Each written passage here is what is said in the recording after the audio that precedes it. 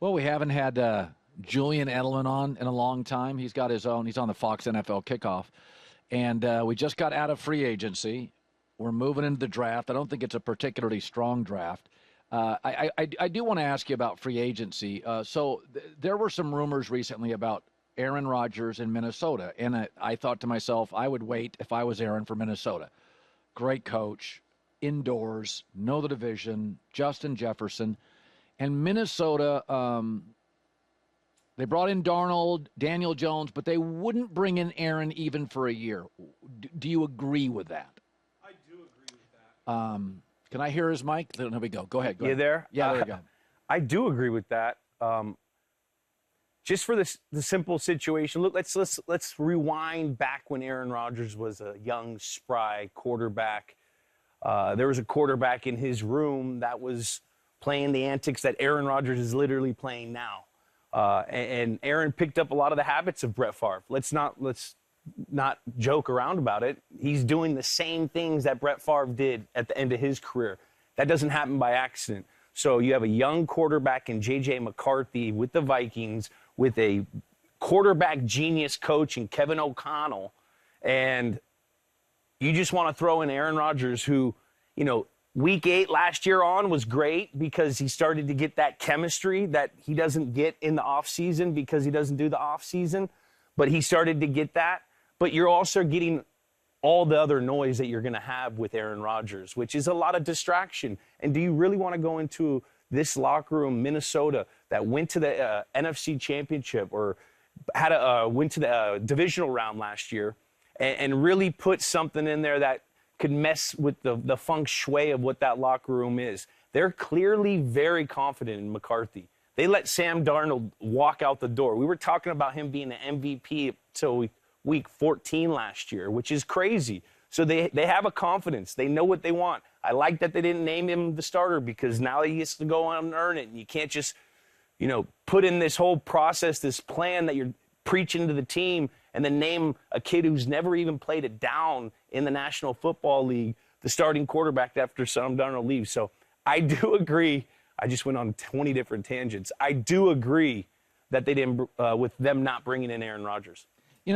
People have said about Aaron, like Pittsburgh fans are saying, well, he doesn't fit our culture. And my take is he's not really a football culture guy. Years ago in 2020, a story came out where Green Bay told Aaron, don't be the problem. Since that article, This would be his third team in 4 or 5 years. And so I think Aaron has sent a very clear message. I am unapologetically independent. I am what I am. If you sign me, I'm going to want a couple of buddies on the team. I'm okay with you as long as you don't fool me. Whatever you like Gronk's like, I'll go to Tampa because I like the warm weather and I don't like the cold weather. So he told everybody cold weather teams, not interested. So to me, you have to have a strong culture or Aaron can kind of hijack it like the Jets. I think he could go right now to a Detroit or to a San Francisco. Yeah. But for instance, there were a couple signings the Patriots made. Albert Hainsworth. Yeah. Randy Moss. I don't think Aaron fits a lot of cultures. I agree, but I do think he fits the Steelers culture because I believe in Mike Tomlin and the professional that he is as a head coach and how he communicates with players, that he can make it work with Aaron Rodgers. We didn't hear anything about Antonio Brown until he left the Steelers. Yeah. That is a magic power by Mike Tomlin, who kept all that noise in the building. So if there's any place for Aaron Rodgers to probably be okay with how he handles football, I think Mike Tomlin would be a great guy for that. Yeah. So when you look at the free agency, I'll tell you a move I didn't love. I don't love Stefon Diggs to the Patriots for that number. Buffalo got better when he left. He was a 3 in Houston, and they just paid him number 1 money. And my take is the culture isn't set yet, and he can be a little noisy. Like in Houston, which is a city that like accepts noise, he could be a bit noisy. Yeah. And I don't love it. Again, Drake Maye is growing. He's not established. We surmised earlier today is they made that move because Cleveland's going to take Shedeur, and then the Giants are going to take Travis Hunter, and Mike knows. I got fired when I lost A.J. Brown. We don't have any receivers. Yeah. That they're looking at the draft and thinking, we're not going to get Travis Hunter. Is it possible that's what they're doing? That could be possible, but, they need to upgrade the receiver room. And what you do get with Stefon Diggs is you get a professional. You can ask anyone around town, anyone around the league. The guy works hard. He knows how to run every route, and he's a professional when he's in the building. Yes, there's antics, but number two, I like Mike Vrabel dealing with those antics because he dealt with A.J. Brown. He knows how to deal with a big-time receiver. We didn't hear anything out of A.J. Brown. He's a very, alpha type of guy that's played in the league that can communicate with these guys. And then number three, he's pissed off at the Bills still. Why wouldn't you want a little fire in a room, the receiver room for New England, that hasn't performed in years? Why wouldn't you want a little fire in there? That's what Stefon Diggs is going to bring. He's going to bring some urgency, which that room needs. He's going to bring some motivation. Yes, there's going to be some other stuff, but I trust that Mike Vrabel will take care of that. Yes, he's got a young quarterback in Drake Maye, but we saw last year how Stefon Diggs was with Stroud. He was a different guy than he was with Allen. He understood. He matured a little bit over the year. He evolved his game and his attitude, and I expect him to do the same thing in here. And if you look at the money, what's it, a 3-year deal, $36 million guaranteed? That's a 2-year, or 37, that's a 2-year, $15 million deal. Guys are making $40 million now a year. So that's not a big deal. That's where he's probably slated for the receiver he is in his career. When you were with the Patriots, and the Patriots missed on a lot of receivers, and so after Chad Jackson, they sort of stopped until N'Keal Harry. They didn't draft a lot of first-round guys. How long would it take you, when you're with a good football team, New England, to realize, that draft pick can play and that guy can't? Every team has busts. Every single team. The great GMs have whiffed. Bill Polian whiffed. Were there times after the draft, first camp, you're like, don't think that guy's going to make it? Yeah, plenty of times. Wow. If you're a first-round guy, you got a superpower of some sort. Right. So you want to see that superpower. And yes, you're in diapers with, shells and off-season workouts. But there's always something that you can see, an explosive movement, a guy body up a guy for the ball and steal it like he's a little kid, or the speed of some guy. You see that first-round talent, where something is, if he's going to be able to help right away. Yeah. So I'm a fan of Shedeur Sanders.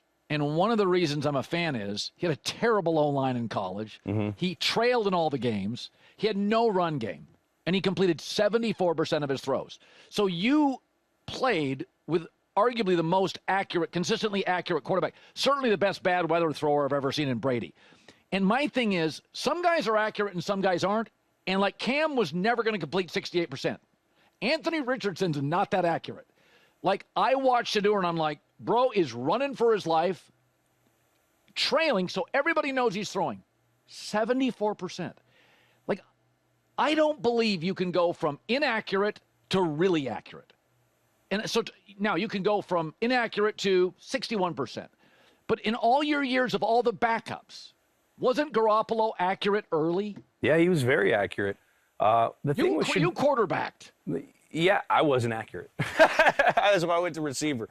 With Shedeur, for me, it's not the accuracy. And you look at all the stats, he was sacked the most the last 2 years, his career in college. He's been sacked the most, set a few records on that, which, a lot of the times, yes, it's the offensive line's fault, but it's also, it could be the quarterback's fault. So some of those can be on him. My number one thing with Shedeur is, can he break down the protections? He's not a mobile guy. He's a pocket passer. We all keep on saying he's a pocket passer. So for me, if I'm a general manager, if I'm a team, I want to see how good he is with his protections, because there's going to be a day where your left tackle he's not going to be able to block the guy across from him. So you're going to have to slide the protection. You're going to have to get the ball out quicker. You're going to have to adjust your game. So him being able to adjust his game over these last couple years because of all the pressure, that could help him, but it also could hurt him because now he holds on to the ball too long. It's ultimately going to come down to the offensive coordinator he gets paired up with and that relationship and how he handles protections. Brock Purdy is trying to get a massive deal. Yeah. And the Niners have publicly stated, we're not handing out cash like we used to. In your years in the NFL, if a guy signs a deal and doesn't get what he wants, is there resentment? I may have resented Bill every dang contract I signed. Really? I mean, usually a deal. Usually they find a place where both ends are happy. and you found a place. I found a place. I understood I wasn't gonna, for me personally, I always took team-friendly-ish deals because I understood what I was a part of. I understood that I'd have my most success in New England because we were winning. I understood that, if I go to another team and that coaching staff gets fired and you're in the middle of nowhere and you ain't making no money off the field, like, I understood all that when I was signing with New England. I think that's a huge part of the evaluation process for the player and the situation. A lot of the times guys, want the biggest dollar, but, for instance, you look at, like, Darnold. He goes and he signs with Seattle. I wonder, what was the number that Minnesota signed him for? Because he's basically playing a one-year deal with a team that he doesn't know, and he's going to try to hit free agency again. And a defensive coach. I would have took probably $6-7 million less to have my one-year deal with Justin Jefferson and Addison and a coach that knows how to call plays for me if I'm going to try to hit it again. Even if I wasn't going to be the guy this year. That's kind of what you're evaluating as a player. It's not just the most money. If that's your goal, there's other ways to make the money. It's not always about doing it on the field. It's doing it through your winning, through the community of where you're at. And those are all part of that evaluation process for the players. So, that's the real thing. What was that number that Sam Darnold or the Minnesota Vikings and Sam Darnold didn't get? I think most of the smart athletes get winning trumps everything, because when your career ends, you'll get more deals. And the deals now on social media alone are seven-figure deals. Without a doubt. Podcasting deals. Without a doubt. So I think players should really take a look at that when they're looking at, if their number one goal is money, okay, you got to look at everything. Because when you win and you're a champion, you make that money forever. You may not make the money up front like you're making when you're, at a team that's 4-13 and you guys don't make the playoffs, but you're the highest paid guy in the league. If that's your goal, that's your goal. But you could also make money the other way. Finally, I thought it was interesting. Tom Brady was quoted. Tom came out with it. This isn't speculation. He said, eventually, I took a piece of paper and a pen and I wrote down things that mattered to me between Tampa and New England. And he acknowledges they had really good receivers. Yeah. That was really important. He's like, also the coach was offensive. The weather was better. I didn't want to play in cold weather. And he acknowledged, he goes, we reached a point where tension, it was inevitable. I had to leave.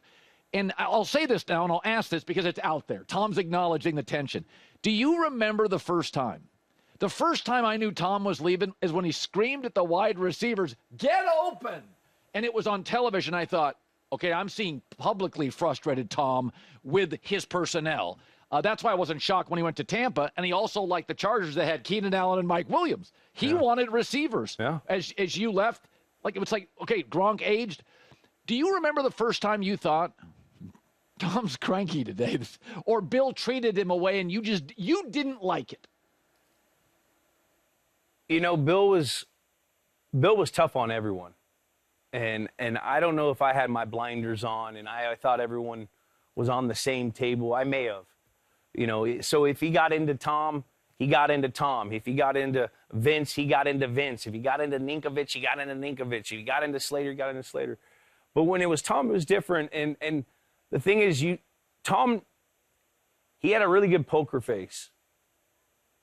Even when you could tell when he had his feelings hurt or he was maybe a little frustrated with certain things, he didn't let it affect him. And that's why he's an ultra leader. And that's why he's the greatest leader of all time. You know what I mean? Yeah. Because we all kind of knew what was going on. You did. You felt the tension, but you didn't see it from Tom. He didn't show nobody. He didn't let it seep in. He didn't let it seep in. He went to work. He was the same guy every day. He yes, emotions in the game when he says, "Oh, get open, guys." That's going to happen. It's an emotional game. You're in the heat of battle. But, like, you didn't really see any kind of frustration from Tom, and that's because he always had a really – I knew personally there were certain things, but, you know, he never let everyone know. And that's what a good leader looks like. Yeah. Games with names, new episode every Tuesday. Puka Nacua is on yours. Puka Nacua is on mine. Now, you got to tell him, stop talking about retirement. I know. I agree. You can't. I don't like it. I don't either.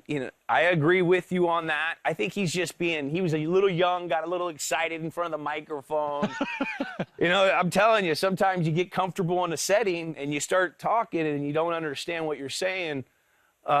But you definitely don't want to tell an organization that you don't want to cap your career because GMs don't care about work-life balance. No, they don't. They don't. They care about this is a production business. That's what they say. And if he goes out and he balls and does it, it's fine. But still, you just gotta loose lips sink ships, bro. And careers. Yeah. But he'll be all right. He'll be all right. He'll be all right. Julian Edelman, thanks, buddy. Good seeing you. Live in L.A., it's The Herd.